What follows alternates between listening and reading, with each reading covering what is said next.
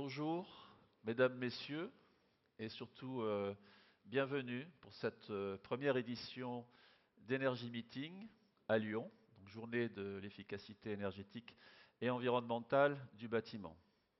Alors après Paris, après Nantes, nous voilà posés dans la capitale des Gaules, et puis ça me fait surtout plaisir d'être à Lyon et puis de vous voir, puisqu'on a passé quelques temps de restrictions, de confinement.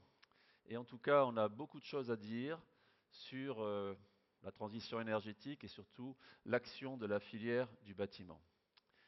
Alors, la baseline de cette édition, elle est importante. C'est construire et rénover le bâtiment, objectif 2050. Ça paraît prétentieux, mais en objectif 2050, on pense à la neutralité carbone de notre économie, de nos modes de vie, mais aussi de la manière de construire et rénover. D'abord construire parce que les instances publiques nous proposent, je vais le dire comme ça, une réglementation environnementale. Fini la réglementation thermique, on passe au carbone. Le carbone existe depuis la nuit des temps, mais en tout cas, c'est le moment de s'y intéresser parce qu'il en va de la durabilité de ce que l'on construit et de la durabilité peut-être de notre planète. Une fois que j'ai dit ça, ça va changer complètement la manière de construire, parce que pour 2050, on peut se poser la question, est-ce que je vais exister? Peut-être que oui, peut-être que non. Mais ça nous pose en tout cas la manière de réfléchir sur le long terme.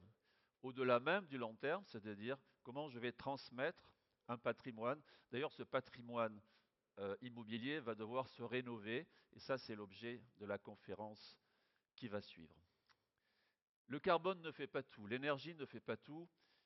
Les conférenciers, ils sont 60 ici, présents pour cette journée. Certains viennent de Paris pour décrypter cette réglementation, pour expliquer ce que cette réglementation va donner comme conséquences. Et les conséquences sont importantes. On parle d'économie circulaire, on parle de peut-être produire de l'énergie à plusieurs, on va toujours plus loin à plusieurs. On parle peut-être de mobilité, parce que la mobilité est fortement liée, si on parle carbone bien sûr, au bâtiment.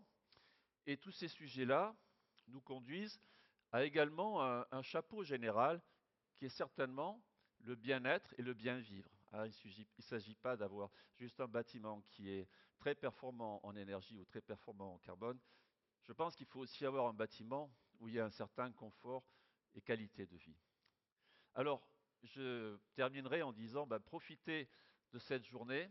Le but, vous êtes entre vous, entre maîtres d'ouvrage, entre maîtres d'œuvre, c'est de pousser le curseur un petit peu plus haut pour bien ou mieux construire, mieux rénover, objectif 2050. Je vous souhaite en tout cas une belle journée, pleine d'énergie, et je vous remercie de votre attention.